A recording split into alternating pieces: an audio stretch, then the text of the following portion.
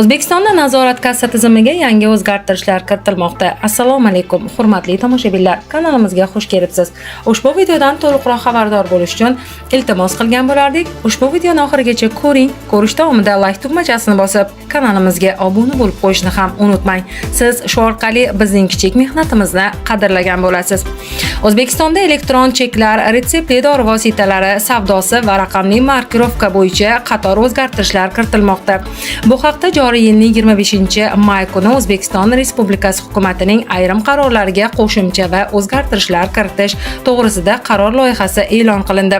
Unga ko'ra, retsept bilan beriladigan dori vositalari realizatsiya qilinganda elektron retseptning raqamini kassa chekida majburiy tartibda aks ettirilishini belgilash rejalashtirilmoqda.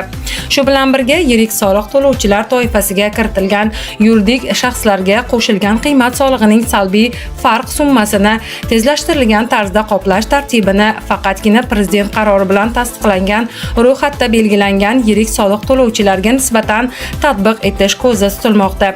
Shuningdek, qalbaki, raqamli markirovkalangan va kontrafakt mahsulotlarni import qiluvchi, ishlab chiqaruvchi hamda realizatsiya qiluvchi subyektlarga nisbatan jinoiy javobgarlikka tortish qoidalarini belgilashni nazarda tutuvchi normani bekor qilish taklif etilmoqda.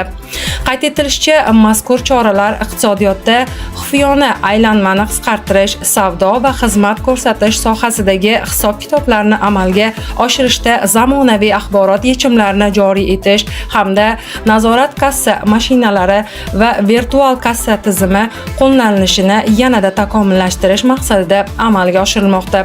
Ushbu qaror loyihasi muhokamasi joriy yilning 6-iyuniga qadar davom etadi. Eslatib o'tamiz, avvalroq O'zbekistonda suv va gazli ichimliklarga qo'yilgan yangi markirovka tizimi, ya'ni mahsulotni kuzatib borish tizimi hozircha majburan joriy qilinmasligi haqida xabar berilgan edi.